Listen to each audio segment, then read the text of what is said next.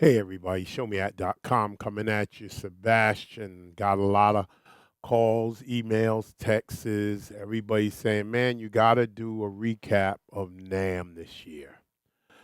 Well, I'm sure some of you remember my recap from last year, and this year was drastically different. When last year ended, NAMM just really seemed like, what is the future?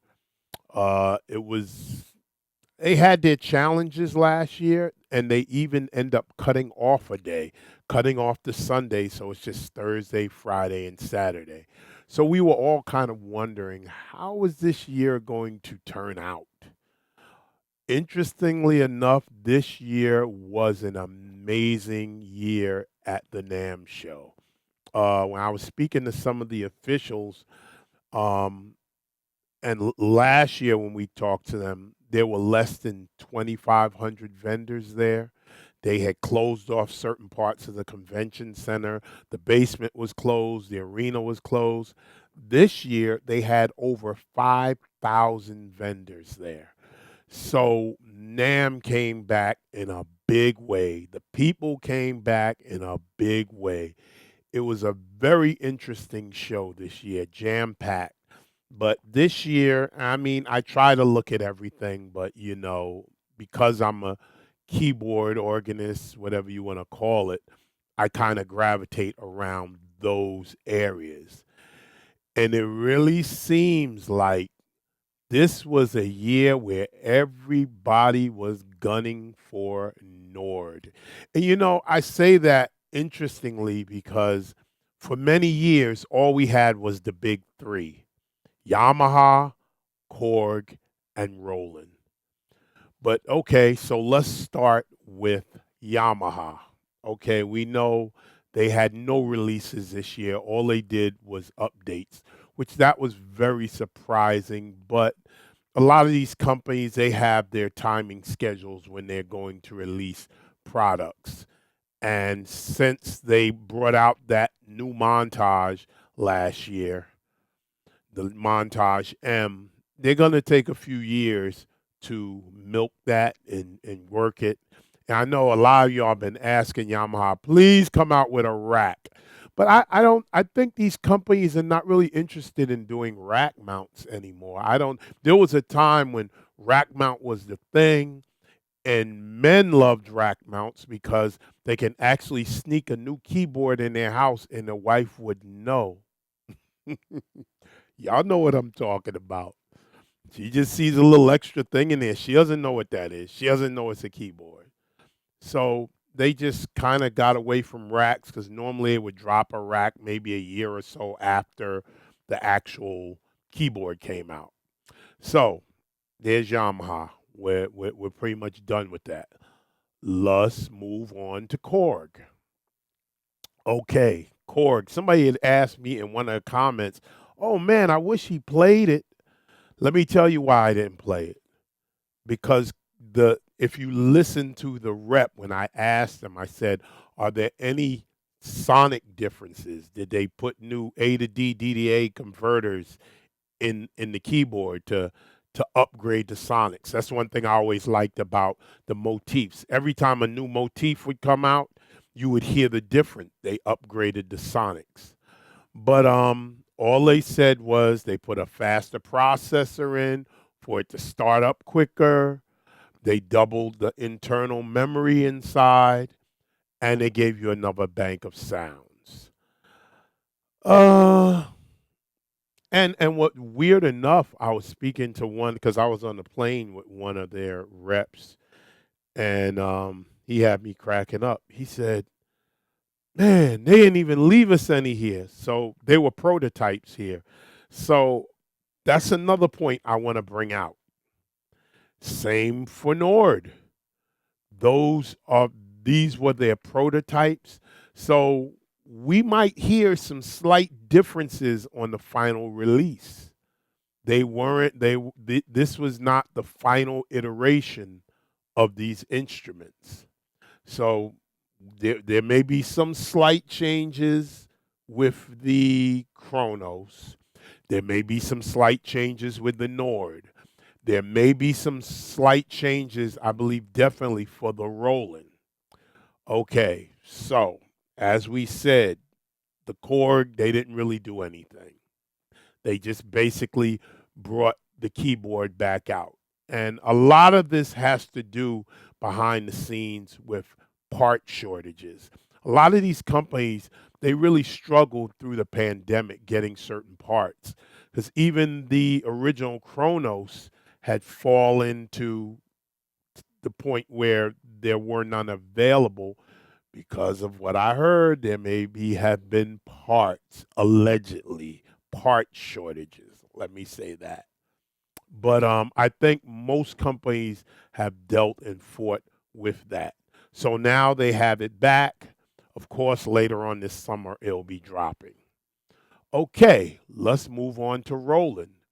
Now, when you looked at the Roland keyboard, I know some people was like, this looks like a Nord.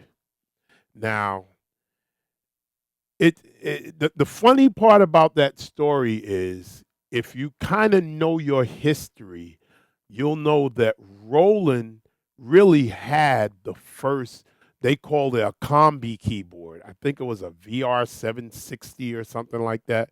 It was a combi keyboard. We had the organ section, the piano section, the electric piano, all of that all in one. And that was out many years ago. But it seems like Nord has really just taken this whole stage piano thing and really refined it. Uh, I mean, I and you know what's funny is many people that talk about the Nord and they take shots at it. It's sort of like the Apple iPhone. I get people, oh man, that phone is garbage. But everything that Samsung did, they're copying from the phone. Yeah, they've made some refinements, but the whole design, the whole purpose with the screen with no buttons, that came from Apple. So, but I don't want to get into that because y'all be killing me in the comments. But Nord kind of refined that whole stage piano thing. The Nord stage piano, stage 4 and stage 3 are incredible instruments. Now I know you see Nord here. I love Nord, but I want you to understand if I don't like something, I don't like it. And I have to be 100% honest about that. If I like it, I like it. If I don't, I don't. There are certain keyboards I like you see a Roland over here. I love that's one of my favorite keyboards. The Jupiter 80, great keyboard. Roland has made great boards down down through the years. So they decided to come out with their iteration of a stage piano. So they have their organ section. Some people may complain about the organ section, but I'm sure even at shows like this, they listen and they refine. I guarantee you, when that keyboard hits the streets, that organ's going to sound different because they take our feedback, what we say about different instruments. The piano section. The interesting thing about the piano, the V piano, is probably one of the most technological breakthroughs when it came out. Basically, it was a model piano, very similar. Some of you that use plugins, you remember Piano Tech? They're still around. They've kept refining them, but it's modeled. But it's so flexible, and you can do so many things with it. So Roland decided to put that in the box. Now, but one thing Roland has to realize there are some of you guys that love to tweak, but there are a lot of you guys, you just want to turn on the keyboard and you want it to sound amazing. So I'm sure they're going to be in their woodshed working, refining those presets. So when you turn it on, it's great. Because there's some people that love the way it sounds, but there's some people, oh no, it's not hitting me like that. And one thing I will give Nord, their pianos are amazing. I mean, you can say a lot of things about them, but those pianos are amazing. Okay, then they have an electric piano section. All right, we have known that Roland down through the years has made amazing electric pianos, including, as you know, the popular MKS and all of that. Amazing electric pianos. So you have that section. Then you have the sim section that's really taking from their cloud and utilizing a lot of those sounds. And I don't know this for sure, but they may end up allowing you to interchange back and forth, pull things out of the cloud, put it on the keyboard. The same like Nord has on their site, they allow you to pull new sounds, put it into the keyboard. But yeah, I think they have a great product there, an amazing product. And you know, at the end of the day, what we have to accept, there's always competition. I don't care if you think this company is on top today. We don't know what tomorrow holds. These companies are constantly working because they're trying to gain market share. And I think when you look at the Nord, now of course we know there's some people just like a red keyboard. We know that. But when you look at where it's being used and who's utilizing it on a lot of the big stages, you're gonna see a Nord. You're just gonna see it. Now the same thing. Somebody raised a question about the Roland. They said, "Well, why get the V stage when the Phantom is close to the same price?" Now here's the difference. The Phantom is a whole workstation with thousands of sounds. The V stage is basically designed to be a stage piano, getting at things quickly, grabbing knobs, bringing in sounds. So it's a different design, although it may kind of overlap in what it does, it's a different design. And I think other companies have seen, hey, this thing kind of worked for Nord.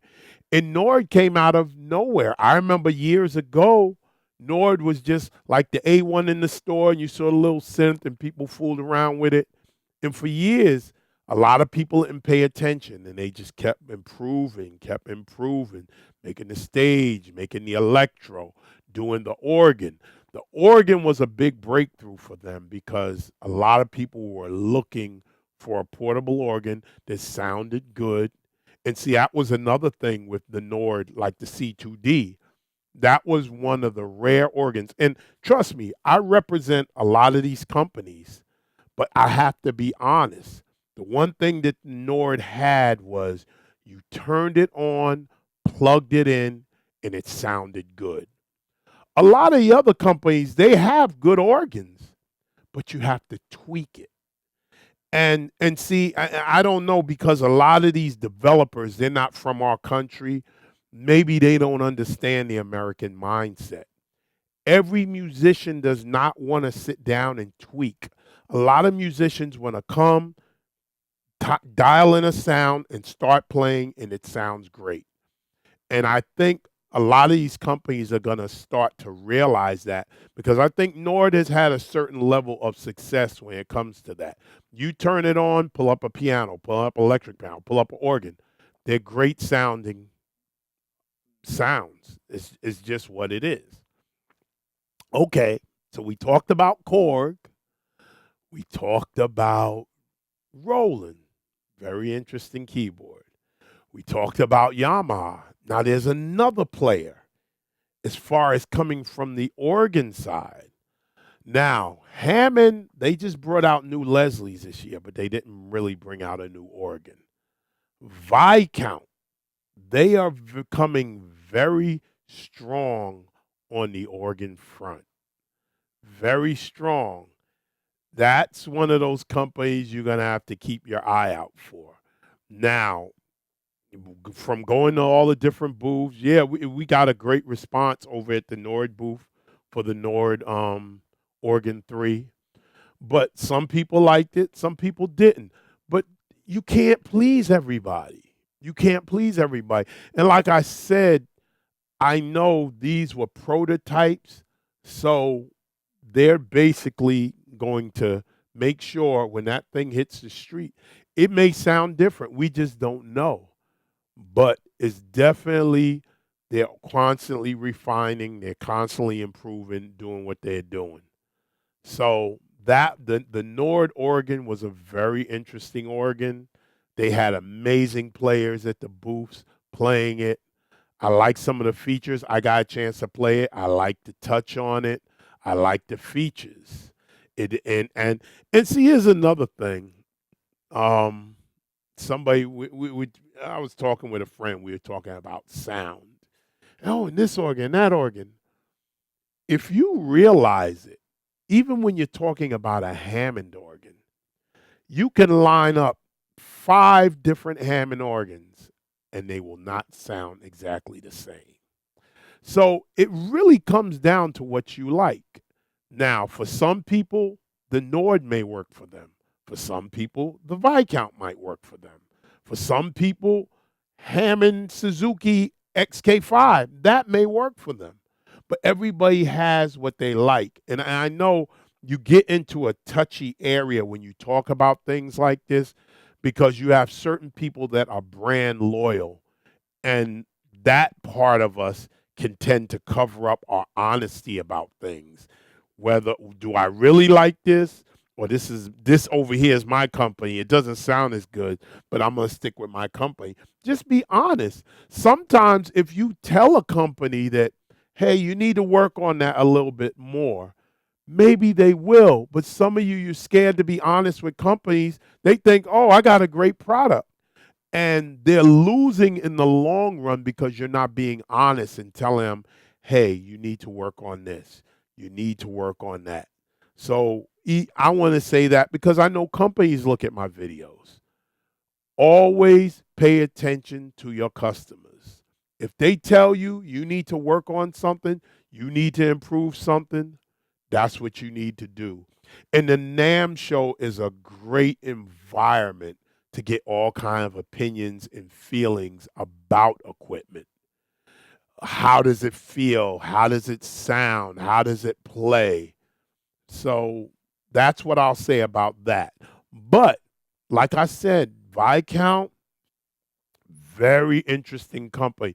But see, the thing about Viscount you have to understand, they're kind of focused on that one big thing, the organ. Yeah, they have other sounds and stuff in their keyboards, but they're constantly refining, working on that organ. And when you have a company like that, hey, listen, it's like the Tower of Babel. They have one mind and they're working together. So you just don't know how far they're going to reach. But really, that's really my recap of the show. Really enjoyed it. Met a lot of amazing people out there. Had a great time checking out the new gear. And some people reached out to me and said, man, I got to go with you next year. I said, yeah, sure. Come on, hang out. It's a beautiful time. You meet amazing people, amazing musicians, and you have a great time hearing music. But that's my recap. If I missed anything, put it in the thread underneath so I can come back and cover. I don't know if I missed, but like I said, it was really a heavy keyboard battle year, and everybody was pointing their arrows at Nord. It seemed to be, but yeah. You tell me what you think. I want to hear your opinion. All right, Sebastian, we're out. Peace.